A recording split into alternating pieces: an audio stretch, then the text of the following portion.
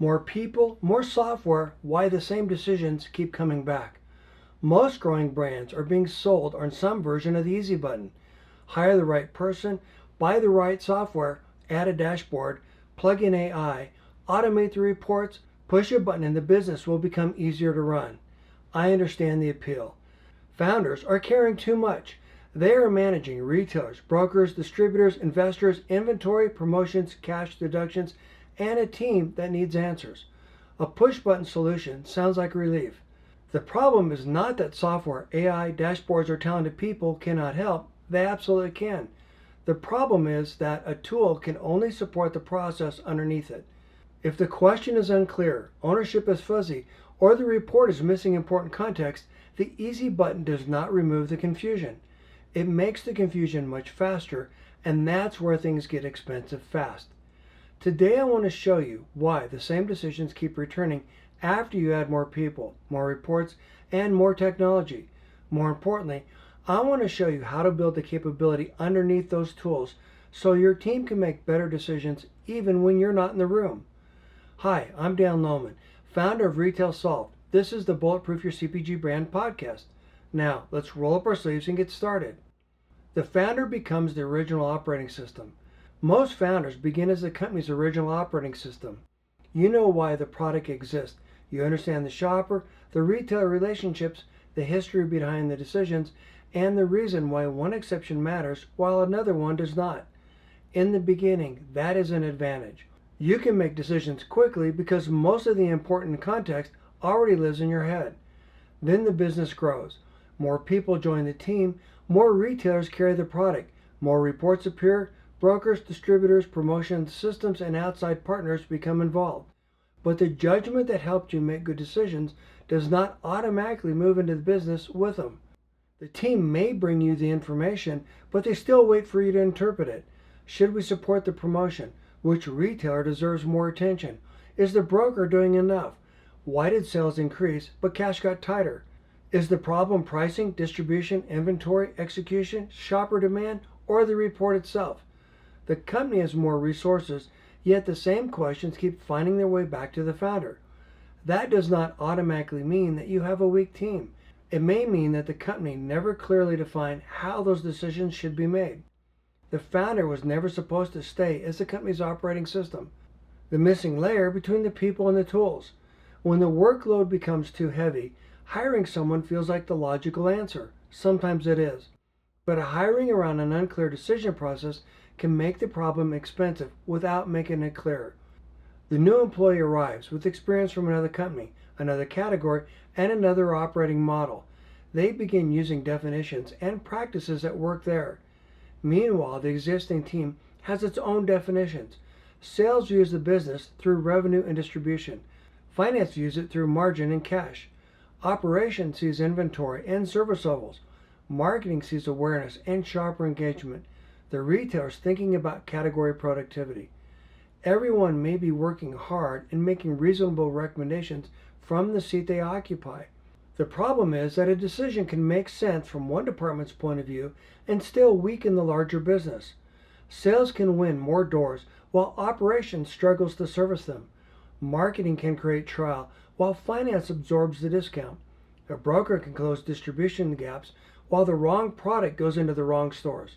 A deduction team can recover money without fixing the process that caused the deduction. A dashboard can show that one metric improved while the overall business became less profitable. That is the missing layer. The business still needs a way to connect people, information, and tools around the decision it actually is trying to make. I call that commercial decision capability. When visible growth hides a weakening foundation. I learned this inside a fast-growing CPG business. We had built a creative retail strategy that was working. Retailers were adopting it. Sales were growing quickly. New products were creating excitement and giving the sales team a fresh story. From the outside, the business looked strong. At the same time, I started noticing smaller challenger brands gaining traction. They were easy to dismiss at first, but they were winning space and becoming more relevant. I was also seeing something more troubling inside our core business.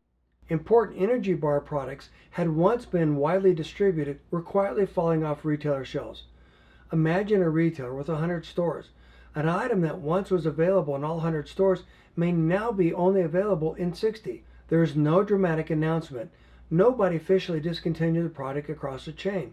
The brand was simply losing ground, one store at a time. The reports existed, the warning signs existed, but those signals did not fit the story the organization was celebrating. New item authorizations were visible. Innovation wins were visible. The sales team was rewarded for growing distribution. Protecting the existing business was quieter. Stewardship did not create the same excitement as placing a new product on the shelf, even when protecting the core business was more valuable. That is how healthy brands get into trouble. They chase the visible growth while the foundation underneath it starts to weaken. I eventually built a tool that highlighted the impact of the challenger brands taking space from us. It identified the distribution gaps by retailer and by item. More importantly, it quantified in dollars what those gaps are worth. The tool did not simply say, we're losing distribution.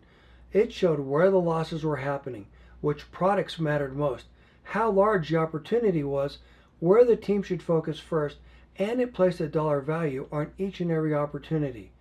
That changed the conversation. Sales could see it, leadership could see it, the brand team could see it. The opportunity had a value, an owner, and a clear next action. The spreadsheet was not the product, the decision was. The decision tool became valuable because the organization can finally see the same problem from the same picture and act before more ground was lost. The tool even measured the team's progress in closing those gaps in units, TDPs, and dollars. That mattered because it changed the incentive structure and their team was rewarded for their accomplishments.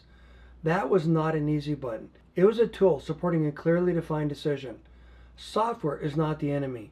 I want to be very clear about this. I am not anti-software. I am not anti-AI. I'm not against dashboards, automation, or outside expertise. The right technology can save hours. It can preserve institutional knowledge, standardize and streamline reporting, make exceptions easier to see, and help stronger operating system become easier to repeat. It can be the starting point for any analysis. AI can help teams analyze information, identify patterns, ask better questions, and work faster. A talented employee can bring judgment, experience, and fresh thinking. The sequence matters. First, define the decision. Then define the ownership, evidence, and operating system. After that, use the technology to reinforce the system.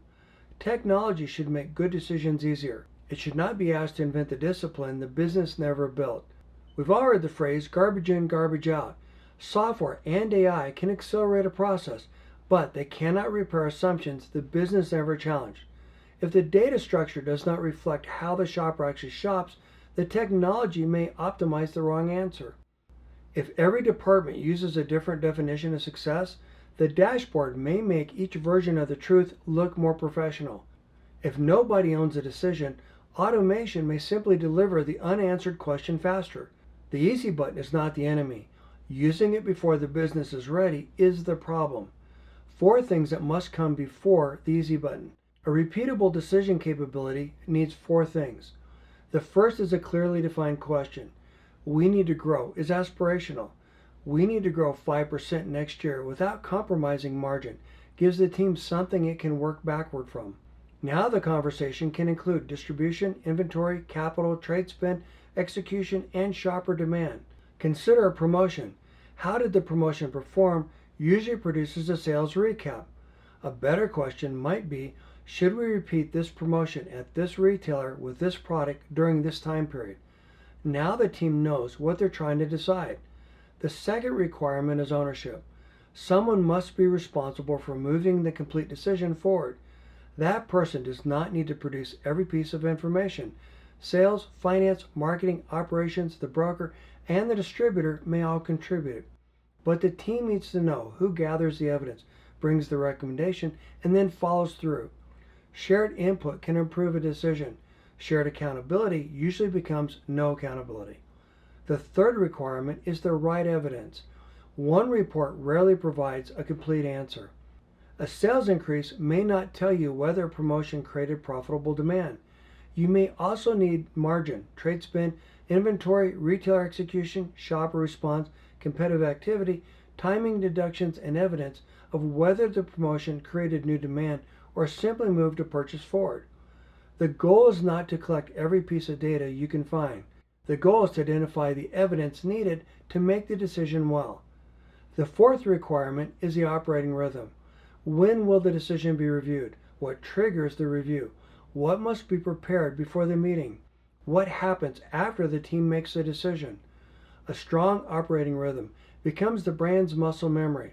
It allows good decisions to happen even when the founder is not in the room. Without that rhythm, even a great tool becomes another file someone updates when they remember. The goal is not to build a perfect system. The goal is to stop relearning the same decision every week. Better capability changes the conversation. This is bigger than reducing the founder's workload. Stronger operating capabilities makes the company less risky to retailers, investors, strategic partners, shoppers, and potential buyers. Retailers cannot be experts in every brand and every category they sell. They depend on capable partners to help them understand what's changing, which shoppers are being missed, where the category is headed, and which opportunities deserve attention. Some of my greatest retail wins came when I helped the retailer make a better decision first. At one point, a major retailer's promotional fees were much higher than those of its primary competitor. Those fees reduced the amount of money we could invest in promotions and category growth. I did not simply complain about the fees. I showed the retailer the economics. I demonstrated the size and the value of the baskets our brands created, the return we could generate elsewhere, and how different terms would help both sides compete more effectively. I then used that support to strengthen the plan with their primary competitor. Those actions dramatically grew the brand in the market. The point is not that I negotiated aggressively. The point is that we had enough evidence, operating capability, and retail value to change the terms of the conversation. The same principle applies to investors. A founder should never have to become a perpetual fundraiser because the business never developed the capability to protect what it already built. A company becomes more attractive when it can show that it knows to recognize a signal, protect its core, allocate resources, learn from the result, and respond before a small problem becomes an expensive one. Better operating capability changes the terms of the conversation. A better operating system is your brand promise to shoppers. It reinforces their trust because it delivers consistent quality, it's easy to find and buy, and it delivers measurable value. That alone can help protect you from pricing and promotion tactics lesser brands adopt. It can help a brand keep more equity, negotiate better retailer terms, earn longer commitments, and become more valuable to a future buyer. Think in terms of risk reversal. It is how you increase the brand's value and increase its ROI. Listen, understand, decide, build. The past 3 episodes of the Bulletproof Your CPG Brand podcast explored the first parts of this process. Episode 328 focused on listening, shopper conversations, email responses, demos, trade show follow-up, retailer questions, and community feedback can reveal changes before the sales dashboard does. Episode 329 focused on understanding. The shopper's math changed, the founder's math changed, the margin for error got smaller. Episode 330 focused on deciding. A report can be accurate and still produce an incomplete answer when it lacks shopper, competitive, category, and operating context. Those 3 episodes form the Decision Clarity Trilogy. Listen to the signals, understand what they mean, use them to make cleaner decisions. Episode 331 is the Implementation Chapter. Build the decision into the way your company operates. That same progression connects the broader Retail Solve system. The 30-day Extend Your CPG Runway Challenge helps founders strengthen the foundation before growth exposes the cracks. The 15-minute CPG Runway Leak Finder helps finders identify where the pressure may be already building. The Shopper Signal Flywheel helps the brand listen before the report reveals the outcome. The Decision Clarity series helps the team understand and decide. The Retail Clarity Decision Tools turns that decision into something the team can use, own, maintain, and repeat. These are not separate collections of content. They address different parts of the same operating problem. How do you build a brand that becomes stronger as it grows instead of more fragile? Start with one recurring decision. Do not try to redesign the entire company this week. Choose one recurring decision that keeps returning to you. Maybe it's whether to support a promotion. Maybe it's which retailer deserves more attention.